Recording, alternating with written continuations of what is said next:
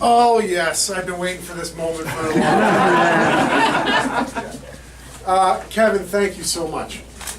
It's been my absolute honor to work with you and the group and the families affected by what we know is something that is just not acceptable in Ontario. And you have my, every ounce of fight in my body, you have that commitment that we're not going to finish until we win that fight. Woo! Yeah.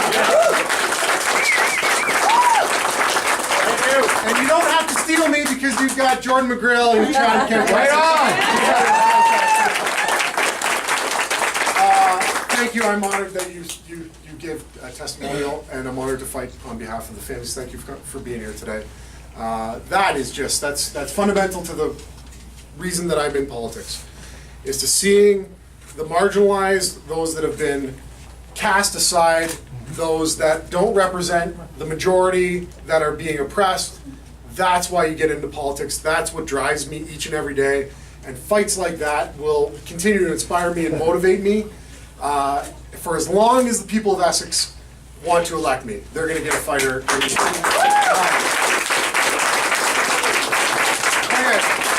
Okay, thank you all so much. Oh my God, I see so many beautiful faces and friends over here today. Thank you all for being here. This means so much to me for you to show your support, to come in on a Sunday, and to be a part of this team, to be a part of this family. I'm going to get a little emotional. I'm going to probably make each one of you cry right now. So if you got a little Kleenex, get it out, because this is going to suck a little bit. So we got this awesome office packed, jam-packed, and I encourage you all to become familiar with it, because we want you in here as much as you can be in here, because there's lots of work to be done, and we're gonna drive this campaign home like you've never seen a campaign driven home in Essex County.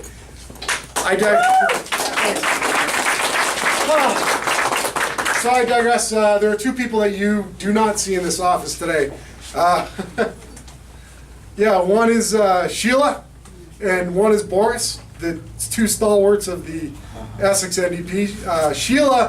Boris is in the hospital because Boris is Boris, and he has health issues, serious health issues, and so he's in the hospital in Windsor, and Sheila is with him, and so that's it. They're gonna, drive that home and make sure that Boris is good.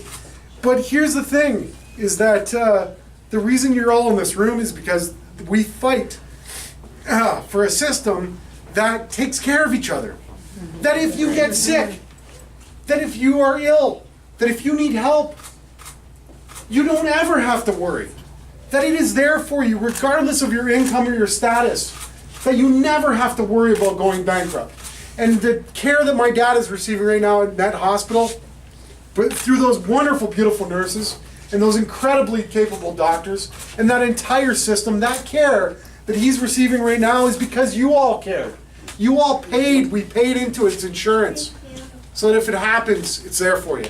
You don't have to worry. We're going to fight for it.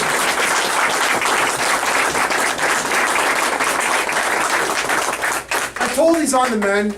He fights. Boris, everybody who knows Boris knows that he just is ornery and everything else. But so we're encouraged by what's happening right now, but it's challenging. And so what I do is I lean on you. That's what communities do, is that we lean on each other when we need each other. And whether it's for our health, whether it's for our education, whether it's for public safety and security, whether it's for our environment, the things that we cherish are the things that we've all created together. They aren't our individual riches. They never will be. They aren't our individual status. That can't be.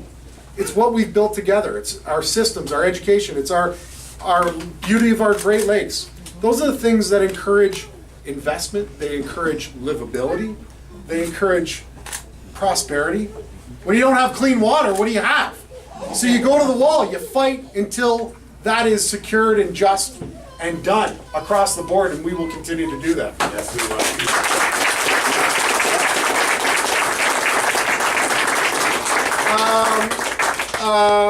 Okay, this speech isn't rolling in my head like I thought about it earlier today. Okay, here's what I was thinking about. You'll hear a lot of negativity in this campaign. You're going to hear a lot about fear. You're going to hear about a lot of reasons to be fearful. And I'm going to probably try to make you cry again.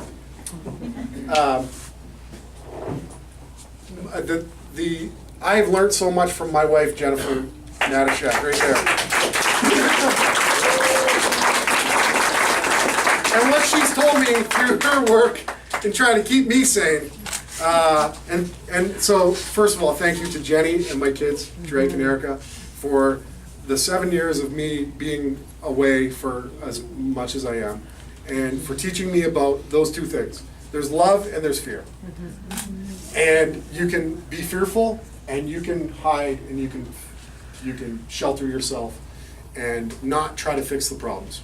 Or you can be like Jenny, and you can approach things with love. And I was thinking about that today. What is the most powerful economic generator? What's the most powerful economic stimulus that you could ever launch in a country? Is it a pipeline? No. Is it industry, industrial capacity and growth? No. It's love. It's love. Everything we do, when we buy a house for our family, it's love. When we pave a road, it's because we want to make sure that our communities are safe on that road.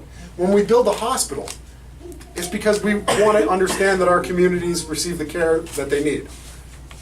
That's what it's all about. The most powerful economic generator is love. And when you approach policy and you approach governance with that, not fear, you drive an economy, you make it healthier, you make it more prosperous, and you make it sound and secure. And that's what this campaign is about, because I love this community so much. Every time I drive down that 401 and get off the off-ramp and I come home and I got the CN Tower in my rearview mirror, there is nothing like Essex County. It is the best place on earth.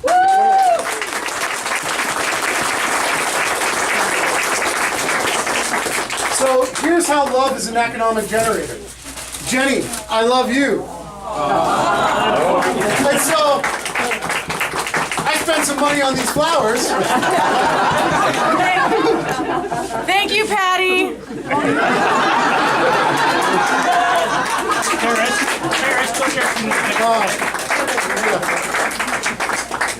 So I can't do a stage photo. Yes, you can. Give her a smoke. No, that's it. We'll do that. So I guess I'll say thanks for listening to my speech. We can do better. We can have the best healthcare that is found on this planet. We can have an education that is unparalleled and unrivaled. We can have an environment that focuses on growth and the economy, but also gives us those green spaces that fuels our hearts. When we leave our jobs, we all go to the environment. We go to the lake, we go to the forest, we have to protect them.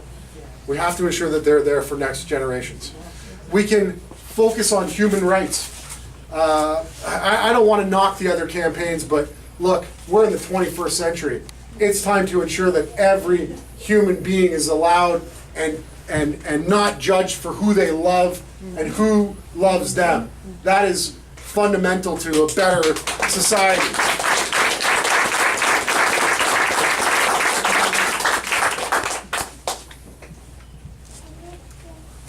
This is going to be an incredible campaign. We're on the cusp of something pretty remarkable. There are two clear choices. People have abandoned the Liberal Party for very good reasons. And if they examine why they abandoned them, the reasons they've abandoned them is because they've done everything that the Conservatives ever wanted to do. And that's why we're mad at them. When they sell off Hydro One, when they privatize our public assets, we don't like that. When they cut our essential services like healthcare and education, that affects our communities. They're using the Conservative playbook. That's why we don't want them anymore. But we have two choices here. We can go from bad to worse. And New Democrats are giving us a better choice. Andrea is ready. If you can tell, I am ready to take over and be a part of the government.